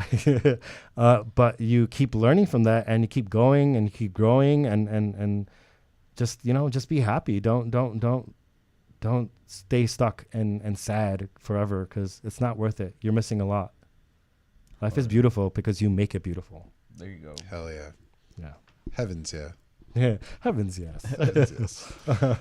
I keep trying to say hell yeah, and then people are like, you shouldn't look all the time. I'm like, heavens, yes. And I'm like, I sound like That a does dork. not sound Sound like I got to kick my own ass.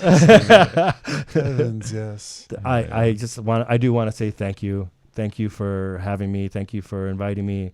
This is really cool. I love the place and how it looks now. You guys are a great company. Very, very. You're on top of your so when I lose my train of thought, because I get let's be honest, it gets a little nervous because you're live and everything's being recorded. Hell yeah. So, but you guys are on top, so you help it keep going and moving. Like, you guys are good at this. Like, seriously, Thank I you, hope man. you guys keep doing it. And how long have you been doing this for, if you don't mind me asking? Over a year. Over a year now. Really? Yeah. That's Yeah. awesome. Over a year. That's really cool. We've been, we've been really blessed and fortunate, like you were saying before, trying to surround yourself with like-minded individuals, people who are also in the art scene that want to help others flourish in the art scene. And Exactly what this is about. yeah, it's really been an incredible blessing. It's been a diving board for so many people to get up, to show off their art, to show off their music. And it's been so cool that, even just starting off as like, a New Year's resolution for me, at least a couple years ago, was just to meet new people in the arts.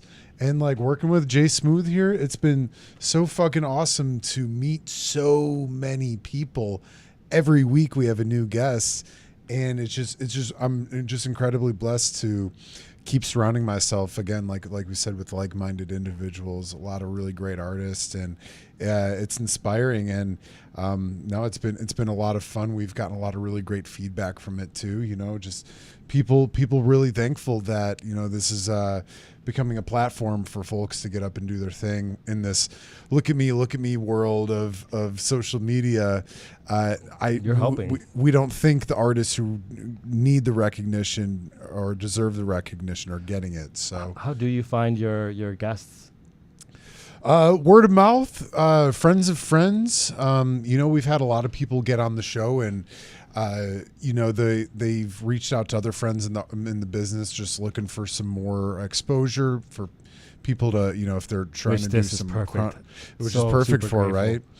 Yeah. And even stuff for film too. We've had folks who are trying to raise money for films, Amazing. and just getting on here, raising money for stuff, and I'm just trying to get the word out there for the arts. This is Chicago's a pretty amazing place for the arts. And It is. It really definitely needs to get onto that higher scale. And we ask a lot of the guests each week, like what is it going to take? What's it going to take for the city of Chicago to get onto that next level? And hey, you're looking at it, man. This is it. It's happening. It's happening. We're about our bullshit. And no, we're just I'm very proud of this show, and I'm so thankful for Jay Smooth for bringing me onto the show from the very beginning. And You guys work really well together. Was that like a process? Or was it just like, oh, like, ha ha ha, It's A a little yin bit of and both, I'd say it's a yin and yang, where I do a lot of like comedic stuff, and I was organizing comedy shows. Jay's a no way. musician, and he was organizing music shows. Yeah. So when we came I together, it organize was parties. kind of Hey, we're all There you go. organizers Yeah. here. Very cool. Very Right? cool. so it was definitely just a yin and yang of trying to get together and make some people happy, and now do events. And I was really happy we were able to talk to you tonight about your events, because I know that I don't we know if would that love to inspired collab. you. If you guys do stuff like back to like the things I've always wanted to do, like imagine something with comedy in the beginning, have live bands after that, and then go into DJs at the DJs. end. Hey, man. I'm here for it. Hawk wins, Mr. Bobby collab. I'm Let's saying, collaborate. I got the sound, I got the lighting, I got the connections. I know you guys have the connections. We could be yeah. really, really cool. Absolutely. No, Yeah. that would be an absolute. That would be Definitely- amazing, honestly. Definitely Cool. talk about it for sure. Yeah, definitely. Yeah. I love this. Well, let us know, for all you guys listening out there, what you'd like to see at that event, because I know, Yeah. hell, I'd buy a ticket for that. That'd be so fun. Yeah. That'd be so fun. We could definitely have a lot of fun. We're actually looking at a couple spots right now too. Yeah. To Trying to our do next something, I endeavor. believe, like August, September, just so we have like Nice. enough time to promote. Couple places Definitely. out in the Pilsen area. Oh, that we're really? looking at. So stay tuned. Like, yeah, they definitely need a big place, I feel. Yeah, we're looking Like, at like are the Archer Ballroom. You ever been there? Yeah, It's I like decent. that place. Decent Yeah. place. But they stop at a certain time, right? I believe, I'm not sure, to be honest. They've had like I some, feel like they're like late, but not too late. I'm sorry. I come from the DJ world where we go Where to like late is 6 like a.m. 8 in the morning. 8 a.m. Yeah.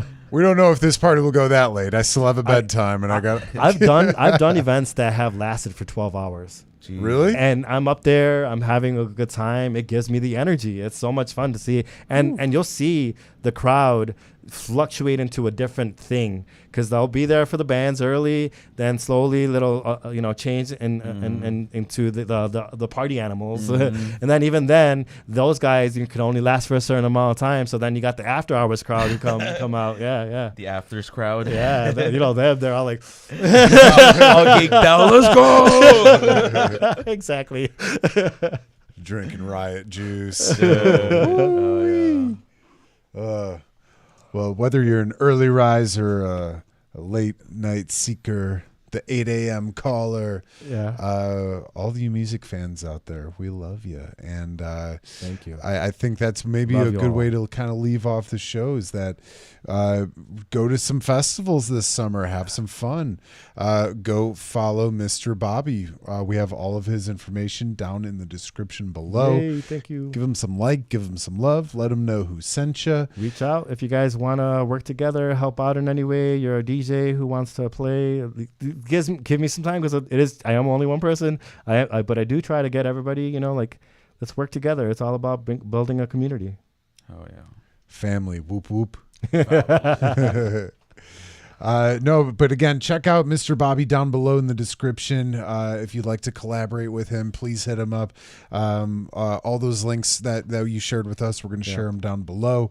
And usually at the end of the show, well, first and foremost, again, Mr. Bobby, I just want to say I'm a really big fan, and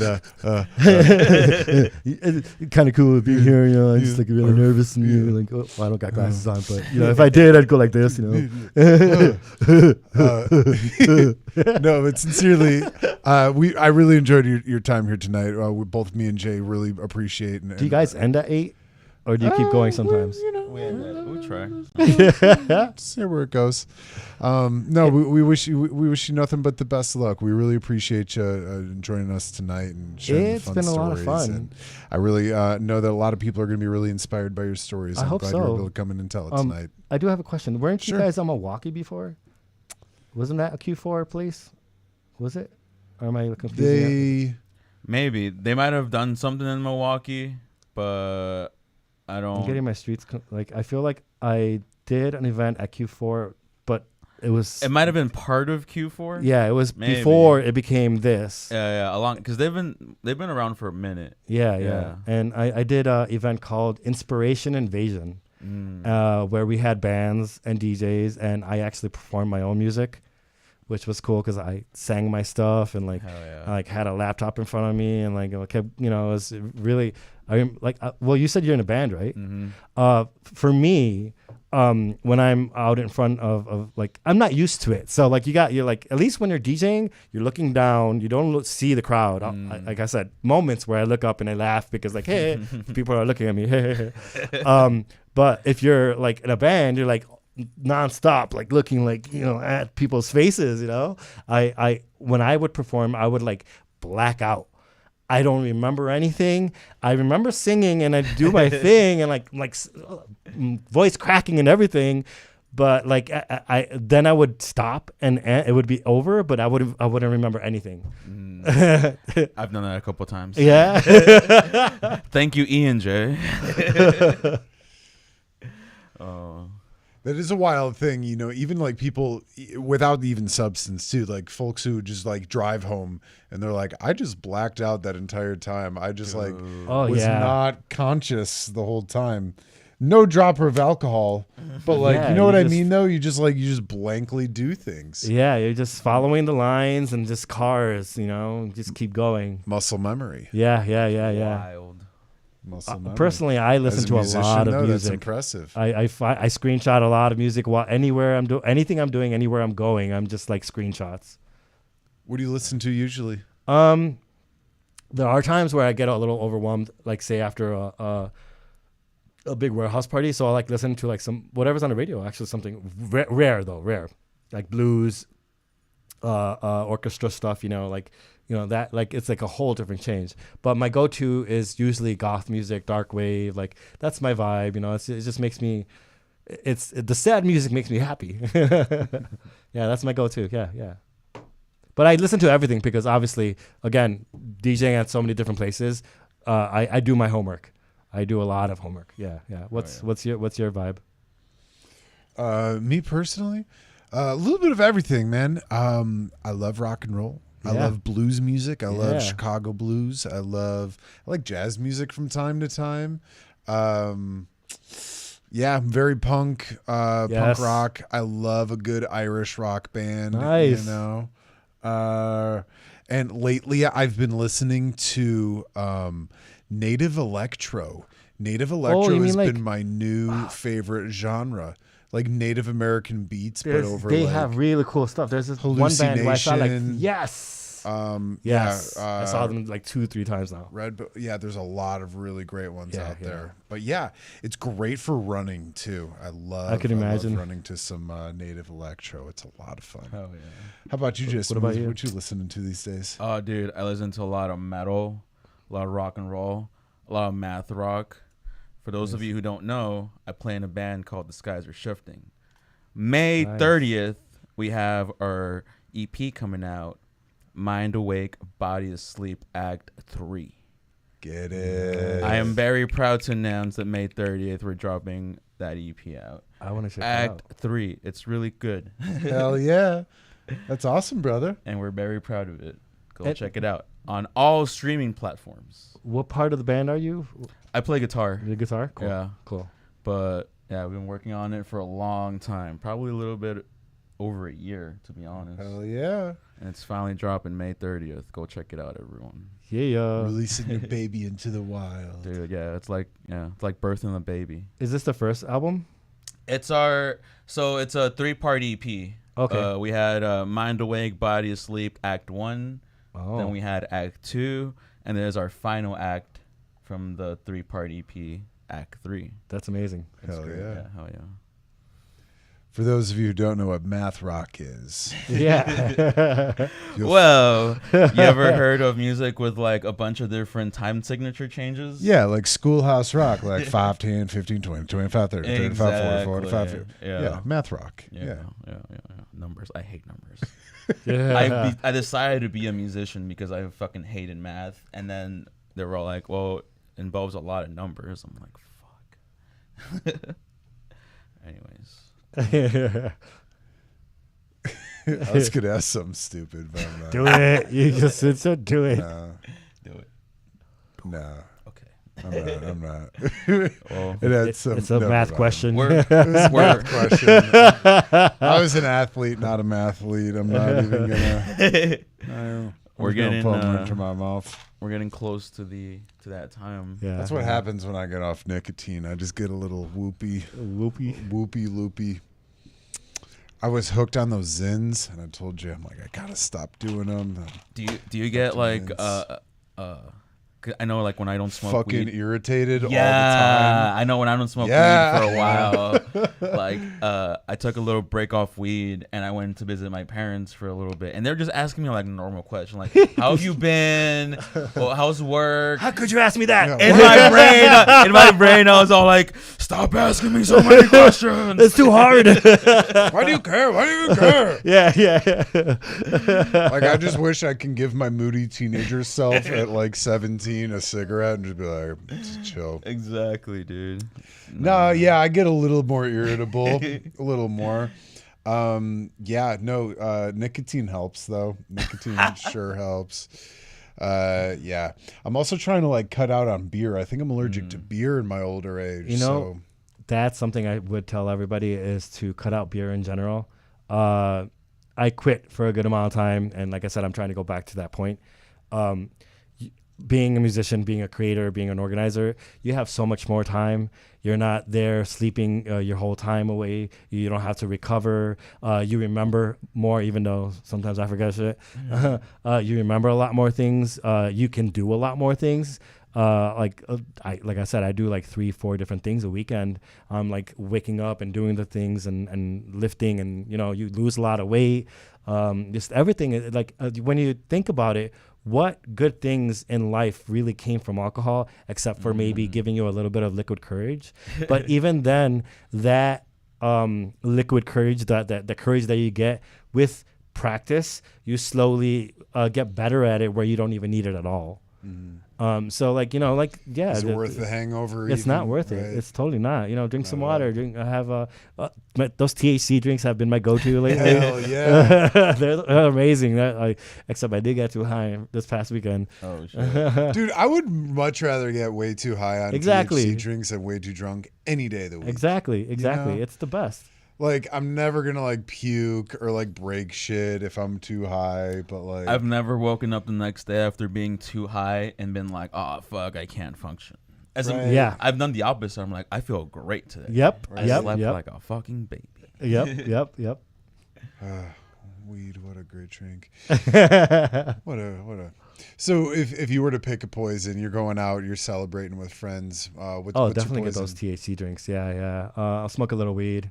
That's I'm trying to like stick to that more. Although there'll be times that I'll partake of other things. Yeah, but no alcohol. I try to avoid it. People will ask me to take a shot. Hey, take a shot with me because this. I'm like, for the most part, I say no. I rarely will say yes, but I try not to be like, okay, now that I had that one shot, I'm gonna keep going. Yeah, that's just not what I want to do anymore. Sure. Yeah. It ain't worth it. There's nothing guaranteed in life until you get older, and the more older you get, the harder that hangovers, heartache, and gravity hit. It starts affecting your body, everything you do. Like it gets worse and worse. The just recovery becomes longer. Instead of 1 day, 2 Should days, you wrap it up? probably. Yeah, let's Yeah, just let's wrap do it it. up. Let's It- get it's on out of already- here. Yeah, Jay's yeah, got to yeah. lose a little boy's room. My bladder's not that big. He's got a little. Well, I feel the same. It's okay. I've been holding it in. Well, because we got to use the little boys' room. Not at the same time. Not at the We're same gonna play time. swords. Yeah. Last time I played, I don't even. Want to Whoa, whoa. Last think time I did it played once swords, a I long time peed on my ago. cousin. I peed all over his leg, and I was like, I can't ever. So does play that mean you swords won? again. Technically, he really lost because we were at the He Allstate definitely lost. Arena. Oh yeah, shit! Yeah. yeah. So then you won. Yeah. So I won. He lost. He smelled like pee the rest of the hockey game, Oh my god. but I had to sit next to him. So who really So won? yeah, there you go. Anyways, before we That's get a our great way to streams end this, signed this up, whole yeah. thing by talking about pee. Anyways, we're gonna get out of here. Officially demonetized. Officially demonetized. So much fun. Thanks for Thank watching you. our story. This is great. Mr. Bobby, thank you so much again for joining us. Thank you for the kind words and all the Yeah, love yeah, yeah. And the wise stories. Jay Smooth, thank you for a beautiful show as always. Thank you to our guest for tuning in tonight. Shout out to our friend Marley. Yes, we're gonna send you a T-shirt. Hit me up in our social medias. Have your people connect to our people. We'll get you a T-shirt. But again, thank you guys for joining us here at Hawkwind's Radio Picture Show, where we are tuning live every Wednesday night from Q4 Radio in Chicago. My name is Jack Dwyer. And now I'm Jay Smooth. and that was Mr. Bobby. Oh, and he was Mr. Hey, Bobby. Bobby. Thank you. Thank you. And that's the ghost of Bobby's friend who He's my followed fan, him the ghost fan that I got. He follows me everywhere from exit to here. from exit here and everywhere. Even the afterlife can't stop the I'm gonna be fandom. partying back out in the afterlife. The best parties ever. A rave yard. Rave yard. Rave to the grave. There you go. Boo, boo, boo, boo. All right, guys. Well, we're going to tune it out here. Thank you all for joining us. Like, share, hit subscribe, check out our other videos. And if you didn't like it, well, we are called Windy? Wind's Hawk. Something. We're called the OGs of Ukraine Village. Yeah, you can call us that. Just don't call us late for dinner. Have a